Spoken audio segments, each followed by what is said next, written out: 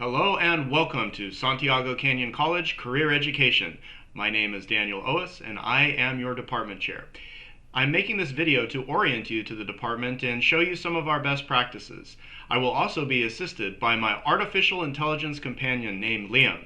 You'll hear more from Liam in a moment. So let's begin. I want to start by telling you a little bit about the culture of our department and how we've grown through the years. When I arrived here in 2016, our department specialized in the area of office technology, that is Word, PowerPoint, Excel, and so on. And I had realized that our growth would be dependent on our strategic innovation as a department. That is, creating new programs that are cutting edge, that are aligned with industry needs, and that will help our students get jobs. To that end, we've grown rapidly in many different areas, such as healthcare, real estate, home-based business, 3D printing, and many more. So let me continue by providing you with a bit of an orientation to our department. Here is our faculty guide. This contains a lot of juicy snippets of information that will help you get accustomed to our operations and our processes here and provide you with some resources. First of which is our administrative and faculty team here, consisting of our Dean, Chrissy Gascon, and me, your department chair, Daniel Ois. Our email addresses are located there. And the first place I want to take you is to your contract. You are a member of the CEFA union, which stands for Continuing Education Faculty Association, and that contract is where you can find a lot of the answers. If you're in doubt, check it out first in the contract. The CEFA contract is located on the RSCCD webpage, which I'll show you right now. Here on the district website, you'll click on the Faculty and Staff, followed by Human Resources,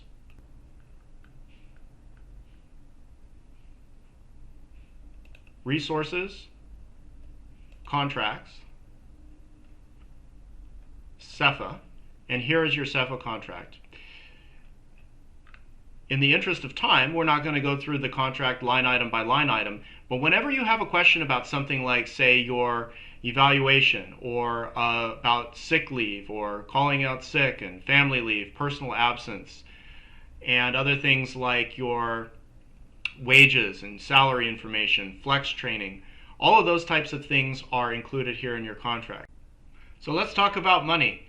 We are professional people. We do not do unpaid consulting. We're well paid for the work that we do. This part of your contract explains your wages and hours, and I encourage you to refer to it frequently. The first part I wanted to cover here is your LHE for the fall and spring terms.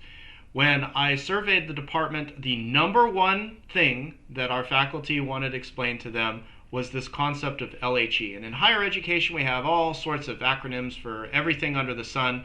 LHE stands for Lecture Hour Equivalent, and it is the unit by which you are compensated for what you do. So you're capped at the maximum participation of 20 LHE for the fall and spring terms with the district combined. So what does that mean? In general, it's divided between fall and spring, so it's usually an even split 10 and 10 LHE in the fall and 10 in the spring. So what is an LHE and what does it work out to? So in our division, in non-credit continuing education, there's a formula that is in your contract, specified right here on or about page 33 at the time of this recording, where instructors are compensated at 30 hours equal to 1 LHE. So, for example, if you're teaching a 60-hour course, how many LHE would that be? It would be 2 LHE. And most of our courses in our department are 60 hours. So as a rule of thumb, you want to estimate approximately 60 hours and 2 LHE per course that you teach. And there are various breakdowns here for the other areas that I'm not going to talk about in detail. But what I do want to call your attention to is the table here at the very end. It's the hourly salary schedule. And when you're hired on, you're placed in a certain step and column that's aligned with your education and your experience. So I'm going to run a simulation using a number somewhere approximately in the middle of this table, which is, we'll say, approximately $65 an hour. So to calculate how much you would get paid, you take out your handy dandy calculator, You take out your calculator here, and you would multiply $65 per hour times 60 hours, which comes out to $3,900 for the entire course, provided that the course is not canceled. So you would take this number and divide this number by the number of paychecks in the pay period, which is usually 5. So we would divide that by 5. And so that would work out to 5 checks of $780 apiece. So now that we've talked about the compensation and wages, we can talk about some other contact information. The first of which is the absence line. If you're going to be absent, you will contact the absence number listed below. It's 714-628-5917 right here. And you'll leave a message on that recorded line. The next number I want to give you is campus safety. This is especially important if you're going to be teaching on campus. If your classroom is locked and you can't get in, you can call campus safety and they'll help you get into your classroom. IT help desk is available if you need technology support. You can also send them an email, and I will put their email address up. And then finally, you have my phone number there, department chair. Okay, now let's talk about email. You're responsible for checking your district email address regularly. You can use this link here to access your Outlook webmail application and enter your login and password. And this is what it looks like when you arrive.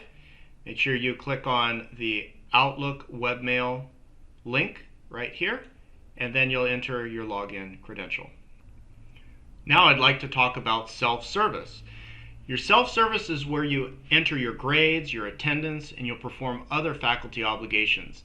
You can find the link on the SCC homepage. You can access it by clicking up here at the top. It says self-service. There are also some guides here for faculty, although this is aligned primarily for our credit counterparts on the college. Our non-credit operations differ slightly from those operations, so I'm not going to cover the service guide that's published here on the site. You'll log into self-service using this link here. And you'll do most of your operations in the faculty tab. So let's click on faculty. And here it'll show your courses and your load for the semester that you're teaching. It'll tell you how many students have enrolled. And then you'll identify the class that you want to enter grades or drop or attendance for. And you'll click on that here. And then it will give you the details of the course. Here we have the roster, drop roster, and the grading features. The two that you'll use most frequently are your drop roster and your grading features. So you'll access the drop roster when it's time to drop a student before the census date.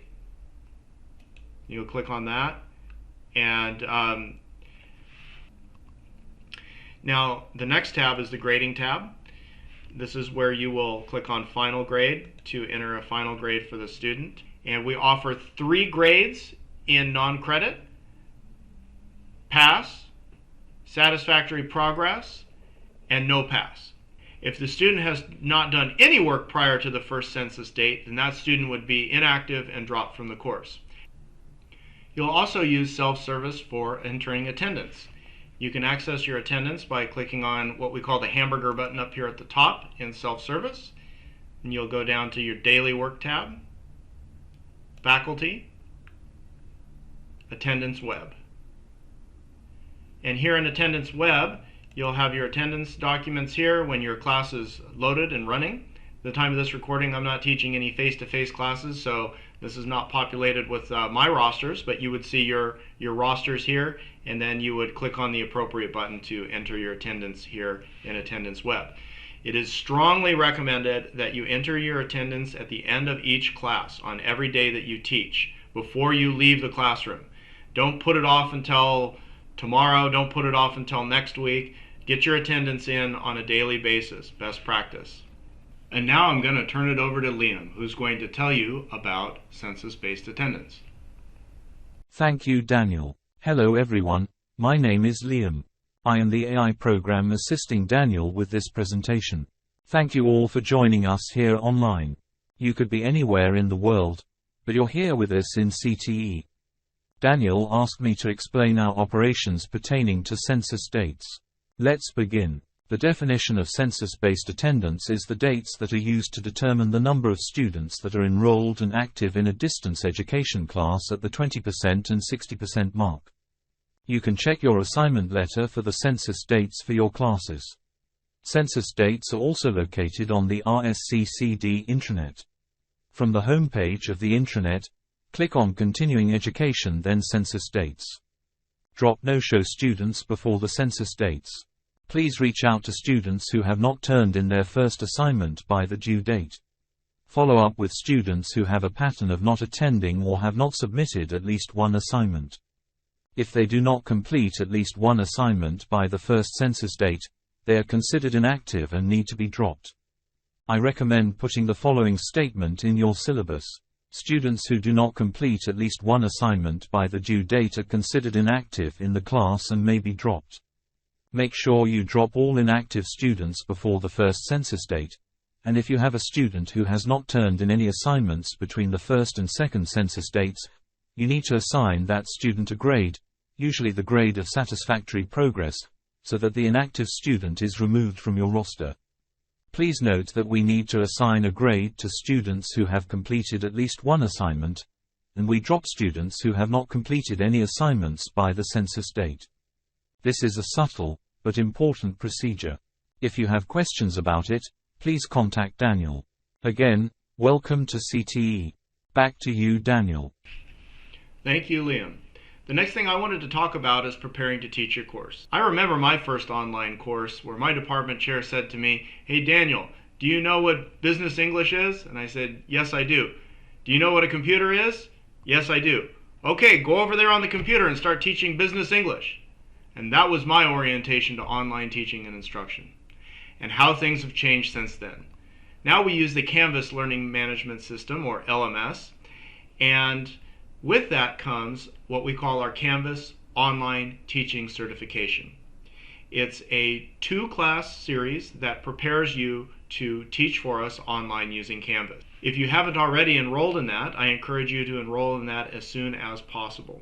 I would like to demonstrate how to access your course outline of record. You'll go to the eLumen public site, reconnect. Our course outlines are located under Office Technology, Computer Applications. Scroll back up to the top, and this is our entire curriculum inventory, consisting of all of our programs on a programmatic certificate level, and then down to a course level here. So for example, let's say that you're teaching Microsoft Windows. You would click on Windows, and then you would click on Course Outline Report. And if this is your first time seeing a course outline, this is your roadmap for the course. This includes the student learning outcomes, the course description, and a number of other important matters pertaining to your instruction. What I want to call your attention to first is our grading criteria: pass, satisfactory progress, and no pass. It's all explained right here. This language should also be included in your syllabus. Next, we have the programs that your class is located in. These are the certificates that your class appears in. And some of these other details here are not entirely relevant to the practice of teaching the class. What is relevant are the course objectives and the student learning outcomes. So when creating your online Canvas course, one way to organize it is by modules and units. They cover several of these objectives. So it's up to you to use your judgment to decide how you would like to organize your modules, how you would like to, the sequence that you'd like to use in presenting this content. But these are all of the things that the student should know by the time they complete the course. So you can see here this is quite extensive. And then down here we have our student learning outcomes. Most of our courses have between 2 and 3 of these student learning outcomes, and you can think of these as the competencies. That is, the things the student will be able to do after receiving instruction in all of this content highlighted above. When you give your final assessment, your assessment needs to assess these student learning outcomes. And here's the outline with a rough breakdown of how many hours should be spent on each area. And here, for example, it's split into a 3-hour overview, 10 hours in the basics, 6 hours in some of the other Windows features, file management 20 hours, and so on and so forth down the list. So this will help you pace yourself in delivering instruction in the course, and also about how much time to spend on each topic. And that concludes this video module on Santiago Canyon College Non-Credit CTE.